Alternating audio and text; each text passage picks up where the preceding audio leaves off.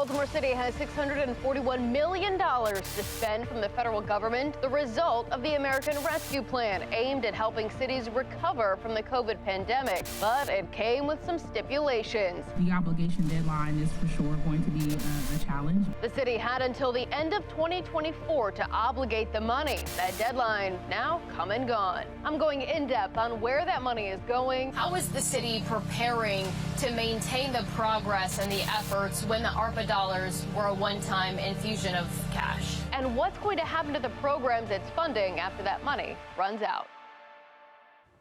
Thank you for joining us for this week's edition of Fox 45 News In Depth. I'm Mikenzie Frost. The deadline for Baltimore City to obligate all of its $641 million American Rescue Plan dollars passed with the last day of 2024. The federal government gave Baltimore the money in 2021 at a hearing in October. The city's chief recovery officer said there was still about $21 million left to be obligated. Despite that, the city did meet the New Year's Eve deadline. Shortly after the city received the money, Mayor Brandon Scott created the Mayor's Office of Recovery Programs to oversee applications from city organizations for funding and the allocation process. The city also created an online dashboard where the public can see how the money is being used. Let's take a look at where it's going. The time has come for Baltimore City's $641 million in federal COVID-era money to be completely committed. How to spend the one-time American Rescue Plan funding has been a question Mayor Brandon Scott has sought to answer since 2021. Part of the money used to create a new office dedicated to managing the city's ARPA allocation, the Mayor's Office of Recovery Programs, led by Shemaiah Kearney. The office launched this dashboard detailing how the money is being split up. In early 2024, Director Kearney told City Council, the obligation deadline is for sure going to be a challenge. Now the dashboard says 100% of the funding has been committed, which meets the federal requirements. But how the money has been split up raises some questions. Diving into the dashboard, you'll see city agencies got some funding, quasi-government agencies got a slice, and dozens of nonprofits received money too. The biggest chunk went to housing. The city says more than $190 million went to create affordable housing, help homeless Baltimoreans, and other supports for renters and homeowners. As of November, 59% of the housing money has been actually spent. The dashboard breaks down funding for city infrastructure, new parks and rec spaces, business assistance, training and education, art programs, COVID response, and nearly $20 million for administration. But within each of those categories, dozens of nonprofits received some of the money too. In February of 2024, the city's watchdog, Isabel Mercedes Cumming, the inspector general, uncovered nearly $130,000 in misused ARPA funds. The investigation sparked by an employee of the nonprofit who never got paid. And once an analysis was done of the nonprofit's finances, Cumming found funds used for business expenses and projects unrelated to the city program it was given money to in the first place. And expenses were unapproved by the city. Some of Baltimore's $641 million in ARPA funding were spent to grow city agencies. The Mayor's Office of Neighborhood Safety and Engagement, or MONSE, was given $45 million in ARPA funding, and $6 million of that was used to expand staff, raising questions about how the city will keep the funding flowing after federal dollars are gone.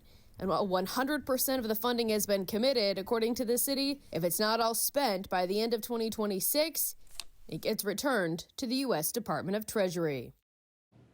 Now, the city also has committed $36 million ARPA dollars to violence prevention. The vast majority of that has gone to the Mayor's Office of Neighborhood Safety and Engagement, or MONSE.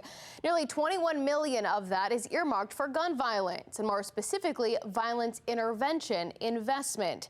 The city does not list it out, but MONSE runs the city's flagship gun violence intervention program, Safe Streets. In November, I asked the mayor where MONSE and Safe Streets will get its funding when the ARPA money runs out. How is the city preparing to maintain the progress and the efforts when the ARPA dollars were a one-time infusion of cash? Yeah, I think, and that's a great question, Mikenzie. Listen, we knew that this was a temporary thing. And this is why we're working to what we call institutionalize MONSE, GBRS, further institutionalize safe streets throughout this work. This work will not go away as long as I'm here, and we're going to make sure that we do the necessary work to make sure they continue. When he was sworn in for his third term last month, Councilman Isaac Yitzi Schleifer told Fox 45 News one of his priorities is shifting how the city funds MONSE.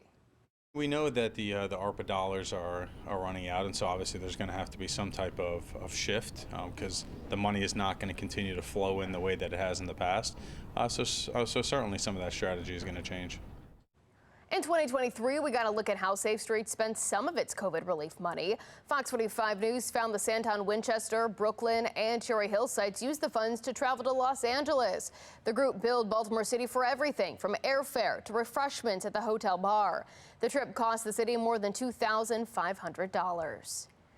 And the Safe Streets Brooklyn site used more than $25,000 ARPA dollars for a Windsor Mill marketing firm for what's been listed as Pub Ed, presumed to be shorthand for public education. They also used ARPA dollars to buy a $500 PlayStation 4 video game console. The question of what will happen when ARPA money runs out isn't a new one. When the city received the money, it came with a caveat. It all needed to be spent by 2026. Despite that, the mayor earmarked much of the short-term funding for long-term projects. The topic came up during the city council president debate Fox 45 News hosted back in April. We're going to have to come to a real reality where some of this do-good, some of this feel-good type of social programming will have to be cut out. And, you know, the council is going to have to stand in the limelight to try to figure out where do we cut from and where do we redirect. That is the role of the council. That's the role that the citizens gave us. As council president, I've built an organization where we have subject matter experts to look at the budget and work through the budget with the administration, and that's exactly what we plan to do. But this is my issue from the beginning of ARPA spending. Unfortunately, distributing it around to programs like Clean Core and nonprofits, love our nonprofits, but it does not accomplish what we need to accomplish as a city, which is to deliver great city services. Last spring, Mayor Scott was accused of using ARPA dollars to buy votes in the primary election. The mayor's desperate. He's buying votes. Last February, the fire union told Fox 45 News they were disappointed they did not receive any ARPA dollars despite requesting the funds. 2 weeks later, the fire union endorsed the mayor, who announced the union would receive ARPA money. At the time, the city's ARPA dashboard showed all of the city's funding had been committed. Fox 45 News questioned the mayor about it. In February, all of the money was committed. We do know some was being shifted around, but the union had previously told me they were not getting that money. So why the change of heart, and what do you say to those who say you're buying votes? There's no change of heart, period. And anybody that says that is just telling people whatever you guys want to tell them. There's always been pots of money that we said would go to specific things that were set aside. This is included in that. And as we reallocate any money that we have to reallocate, we will do that. Let me be very clear and transparent that we have not had any complaints from the folks who gave us this money, that being President Biden and Vice President Harris and our congressional delegation, about how we're being transparent. Taxpayer watchdog David Williams has been following the city's allocation of ARPA dollars closely for the past few years. He joins us live now. David, thanks for joining us. Happy New Year to you. Happy New Year, Mikenzie, and good evening. And this is problematic when you hear the mayor talking about shifting funds, right? Because when you're obligating these funds, you're supposed to say, okay, a contract has been signed into, and we know where the money is going. And the dashboard says 100% has been obligated. So to hear them talk about this is very disturbing that they're shifting gears now. And are they going to do this further into 2025? And there really needs to be a lot of oversight and transparency if they do this more this year. Well, now that the money has been committed, at least according to the city's dashboard, do you believe Baltimoreans will feel these investments that have been announced and touted over the past couple of years? Well, I really hope so. And I hope that the money is spent wisely and that there's some sort of fiscal responsibility from the city council and the new city council president to make sure that the money is spent wisely. I'm not very optimistic because I've seen what's happened in the city before, and especially the Board of Estimates. The Board of Estimates has been a rubber stamp for the mayor. Now, yes, there is a new city council president, Zeke Cohen, so there's a possibility that there's going to be more oversight. But Mikenzie, this is spending that's going to happen over the next 2 years, and there's going to be a lot of different contracts. It's going to go to nonprofits, a lot of different entities. So there's a lot of moving parts here, and this is a lot of money that they have to spend. This is not a small amount, and it's a huge responsibility for the mayor and for the city council. And we can't keep our fingers crossed as taxpayers. There has to be trust but verify, and I think that's what I'm looking for at this point. Trust but verify, especially as, like you mentioned, we enter the era of spending all of this money now that it has been committed to these organizations. When it comes to the nonprofits, I know that you have talked a lot about the fact that nonprofits often don't share all of the information about where they're spending the money. Do you think there's anything that the city can do to require them to explain exactly how this money is being spent, especially since this is, a one-time use of money? There absolutely is. And when you control the money, you control a lot of things. And right now, the city is controlling the money. So if a nonprofit is getting this money, the city can and should demand complete transparency and not just superficial audits. A superficial audit just says it's going to this nonprofit for this purpose. There have to be receipts. You talked about the PlayStation. We saw the receipts, and that's what we need to see with the rest of the spending is, are they using consultants? Are the nonprofits hiring consultants? What's their overhead? The officials that work at these nonprofits, the executives, how much are they making? How much of this money is going just towards overhead and salaries, and how much is actually getting down to the city where it's needed, whether it's gun violence, whether it's cleaning up the city, you name it. There needs to be receipts to say, this is where it's going, and this is how it's helping people. Well, nonprofits aside, looking at how the city used some of this money to grow city agencies, add staff members. We've talked about this before, but now that this money has been committed and we know that it's not going to be a future funding stream, how is the city going to continue to make sure that these employees stay on the payroll, or will government just continue to grow now that people have been added using this money? Well, I noticed when the question was asked of the mayor about that particular problem, he didn't answer the question.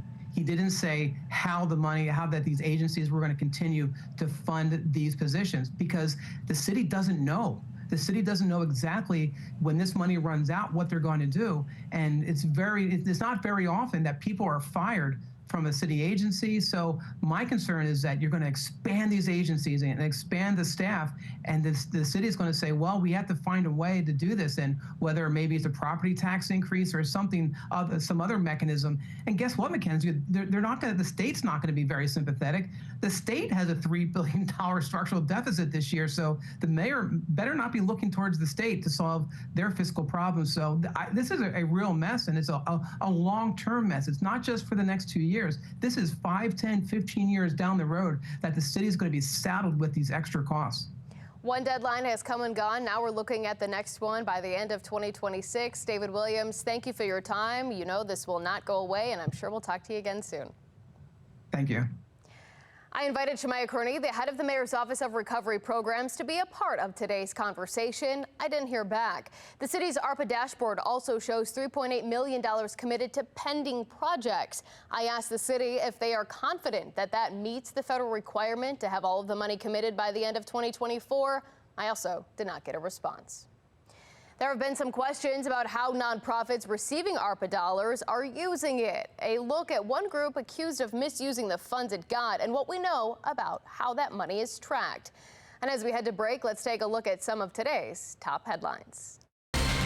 Days away from the 2025 legislative session. It scares me every time to see what is coming around, to see what is going to affect public safety. Harford County Sheriff Jeff Gaylor says he'll be advocating in Annapolis. I dread these 90 days, but I think we'll be down there quite a bit. Some new laws have gone into effect recently. Where do you think the current state of the juvenile crime issue stands? Oh, so problematic. And he says there's problems in the laws, posing a problem for public safety. On the juvenile front, we've seen some of the damage that has been done through bad legislation, the Juvenile Interrogation Act being one of them. Two families ripped apart by violence in Baltimore County over the holidays. This afternoon, Mark Jones remained in the hospital, unable to attend his bond hearing scheduled here inside Baltimore County District Court. Newly obtained court documents revealing Jones FaceTimed with his mother shortly after investigators say he opened fire on his family inside an apartment in Rosedale on Christmas Eve, saying, "I couldn't take it anymore." 1 week later, on New Year's Eve, investigators say Xander Freed fatally stabbed his mother inside their home in Pikesville. Freed was also scheduled for a bond hearing here inside Baltimore County District Court. The 21-year-old appeared, but without representation, a judge postponing his appearance.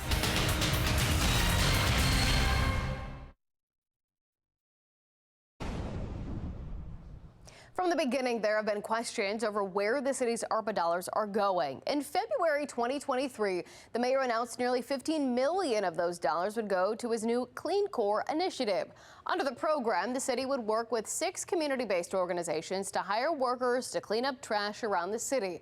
At the time, Councilman Isaac Yitzi Schleifer argued Clean Core wasn't a good use of ARPA dollars, saying that money should have gone to the struggling Department of Public Works.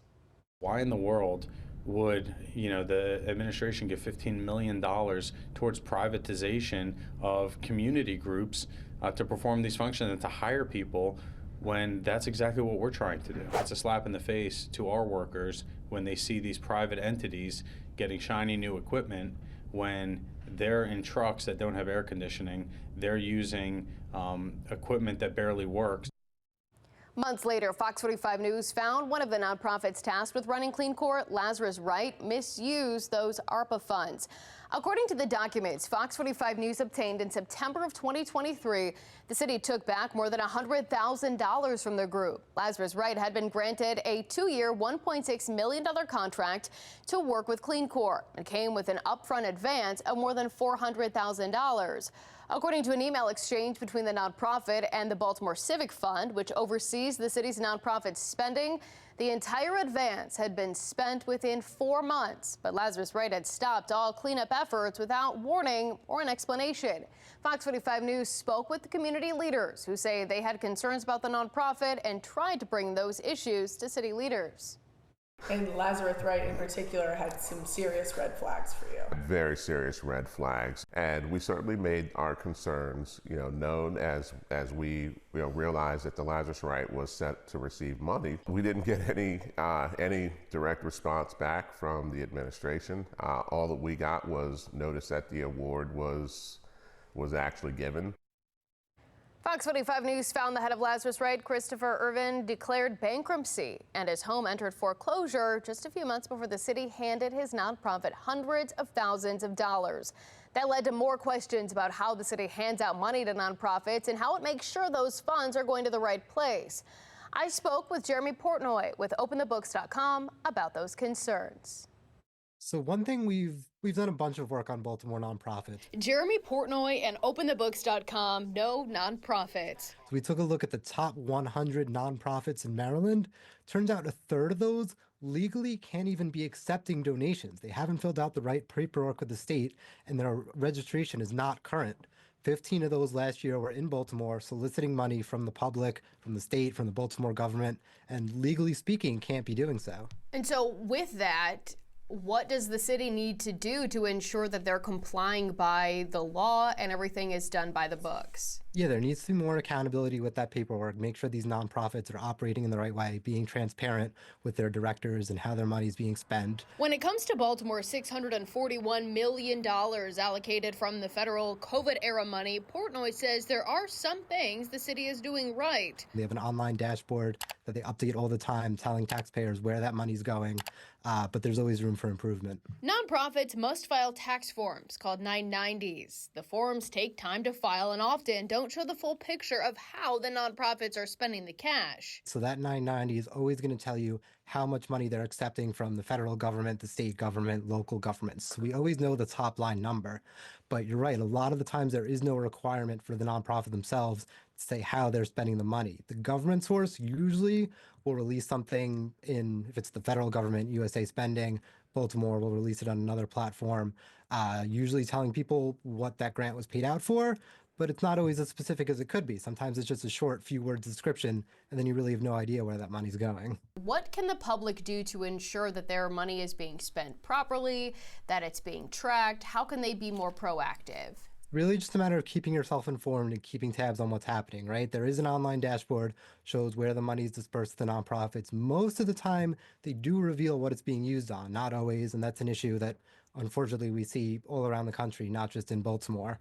But there are examples on that dashboard, things like $1 million was spent to create a community healing village, $12 million was spent upgrading air conditioning in the library. So those are just some examples where, depending on your opinion, maybe that's not what COVID money should be spent on. Portnoy also points to the city's recent headline-making news of winning opioid settlements. In November, Baltimore City won $266 million. And now the question arises once again, how will the city spend the money? Mayor Brendan Scott creating an opioid restitution fund. We are taking decisive action to address this epidemic. The executive order outlining broad parameters for how the opioid settlement money can be spent. How can they ensure that that money is being spent appropriately after they give it to the nonprofits? I'd say the biggest challenge is just finding the correct pace of spending, right? You've got states like Delaware where they were rushing to get their opioid settlements out the door. Their attorney general actually warned them, hey, look, a lot of this money is being lost to fraud. We should slow it down. And just days later, they spent another $2 million giving it out. So it's important to go slow, make sure all the paperwork is right, make sure all these nonprofits' registration is current, and they're going to stick to their word. Now putting trust in nonprofits again to ensure your tax dollars are being spent appropriately. This week we asked you, what should Baltimore City do to make sure nonprofits are spending ARPA dollars properly? We'll take a look at some of your responses right after the break.